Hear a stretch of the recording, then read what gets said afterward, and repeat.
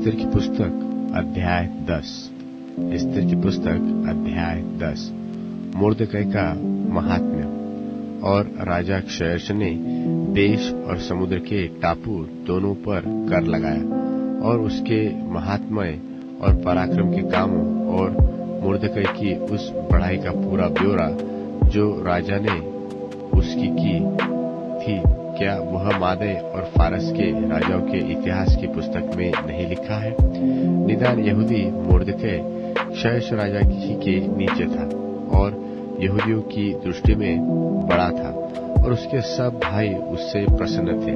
वह अपने लोगों की भलाई की खोज में रहा करता था और अपने सब लोगों से शांति की बातें कहा करता था। अय्यूब की पुस्तक अध्याय 1। अय्यूब की पुस्तक अध्याय 1।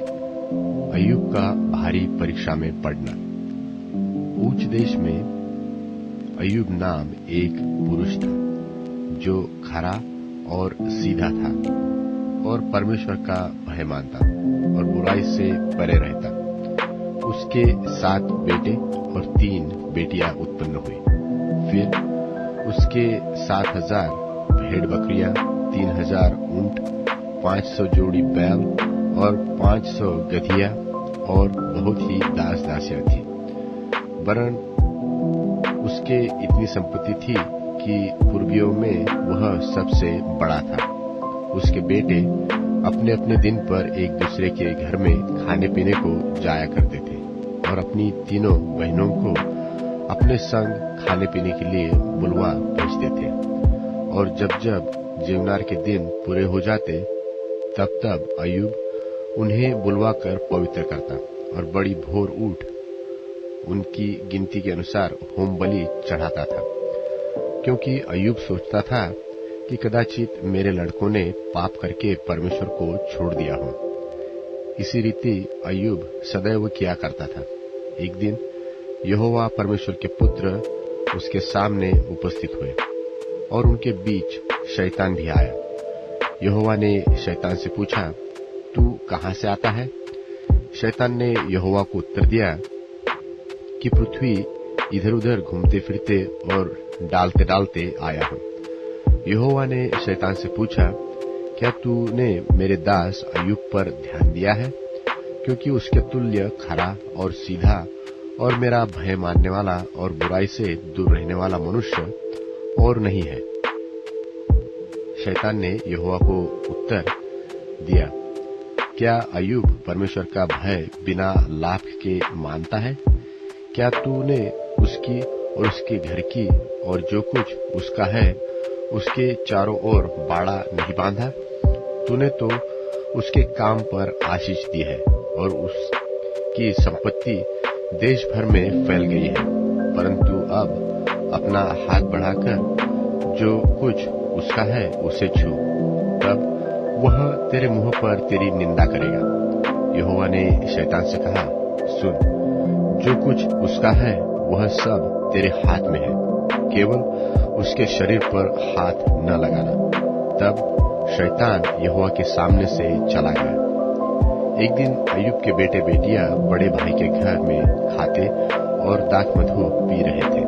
तब एक दूत अय्यूब के पास आकर कहने लगा, हम तो बैलों से हल जोते रहते थे और गधिया उनके पास चल रही थी कि शबा के लोग धावा करके उनको ले गए और तलवार से तेरे सेवकों को मार डाला, और मैं ही अकेला बचकर तुझे समाचार देने को आया हूं। वह अभी यह कह ही रहा था कि दूसरा भी आकर कहने लगा कि परमेश्वर की आग आकाश से गिरी और उससे भेड़ बकरियां और सेवक जलकर भस्म हो गए, और मैं ही अकेला बचकर तुझे समाचार देने को आया हूं।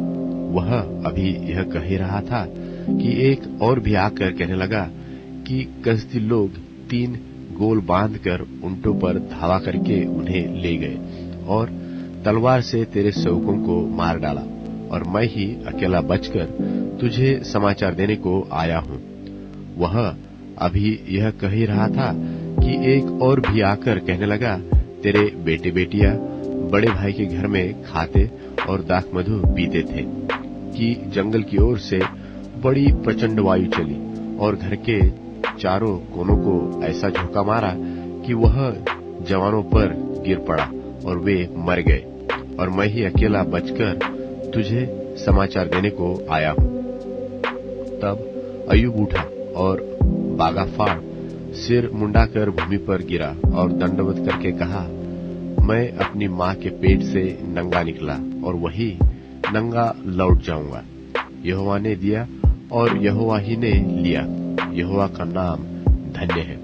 इन सब बातों में भी अय्यूब ने न तो पाप किया और न परमेश्वर पर मूर्खता से दोष लगाया। अय्यूब की पुस्तक अध्याय 2। अय्यूब की पुस्तक अध्याय 2। फिर एक और दिन यहोवा परमेश्वर के पुत्र उसके सामने उपस्थित हुए और उनके बीच शैतान भी उसके सामने उपस्थित हुआ। और यहोवा ने शैतान से पूछा, तू कहां से आता है? शैतान ने यहोवा को उत्तर दिया कि इधर उधर घूमते फिरते और डोलते डोलते आया हूं। यहोवा ने शैतान से पूछा, क्या तूने मेरे दास अय्यूब पर ध्यान दिया है कि पृथ्वी पर उसके तुल्य खरा और सीधा और मेरा भय मानने वाला और बुराई से दूर रहने वाला मनुष्य और कोई नहीं है? और यद्यपि तूने मुझे उनको बिना कारण सत्यानाश करने को उभारा, तो भी वह अब तक अपनी खराई पर बना है। शैतान ने यहोवा को उत्तर दिया, खाल के बदले खाल, परंतु प्राण के बदले मनुष्य अपना सब कुछ दे देता है। सो केवल अपना हाथ बढ़ाकर उसकी हड्डियां और उसके मांस को छू, तब वह तेरे मुंह पर तेरी निंदा करेगा। यहोवा ने शैतान से कहा, सुन, वह तेरे हाथ में है, केवल उसका प्राण छोड़ देना। तब शैतान यहोवा के सामने से निकला और अय्यूब को पांव के तलवे से ले सिर की चोटी तक बड़े बड़े फोड़ों से पीड़ित किया। तब अय्यूब खुजलाने के लिए एक ठीकरा लेकर राख पर बैठ गया। तब उसकी स्त्री उससे कहने लगी, क्या तू अब भी अपनी खराई पर बना है? परमेश्वर की निंदा कर, चाहे मर जाए तो मर जा। उसने उससे कहा, तू एक मूढ़ स्त्री किसी बातें करती है। क्या हम जो परमेश्वर के हाथ से सुख लेते हैं दुख न ले? इन सब बातों में भी अय्यूब ने अपने मुंह से कोई पाप नहीं किया।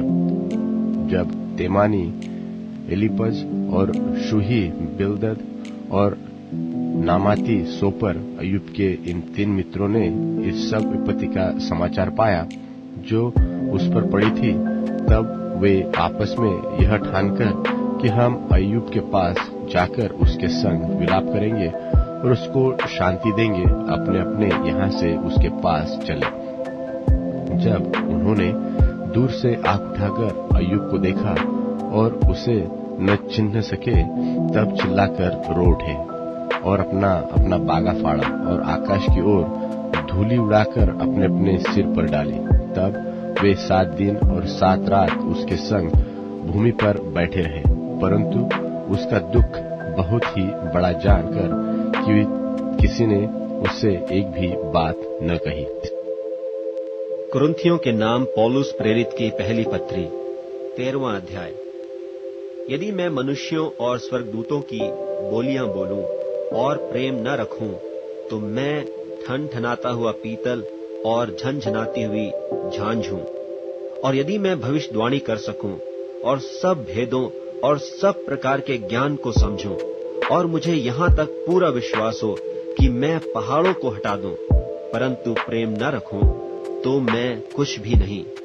और यदि मैं अपनी संपूर्ण संपत्ति कंगालों को खिला दूं या अपनी देह जलाने के लिए दे दूं और प्रेम न रखूं, तो मुझे कुछ भी लाभ नहीं।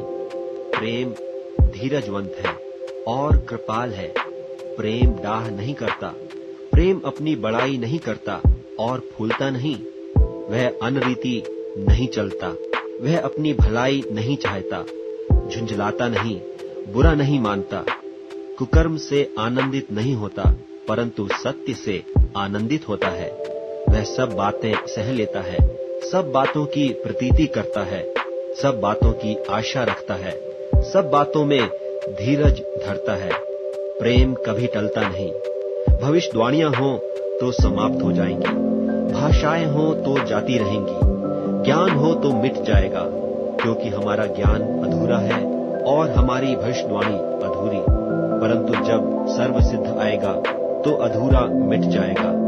जब मैं बालक था तो मैं बालकों की नाई बोलता था, बालकों का संबंध था, बालकों की सी समझ थी। परंतु जब सियाना हो गया तो बालकों की बातें छोड़ दी। अब हमें दर्पण में धुंधला सा दिखाई देता है, परंतु उस समय आमने सामने देखेंगे। इस समय मेरा ज्ञान अधूरा है, परंतु उस समय ऐसी पूरी रीति से पहचानूंगा जैसा मैं पहचाना गया हूं।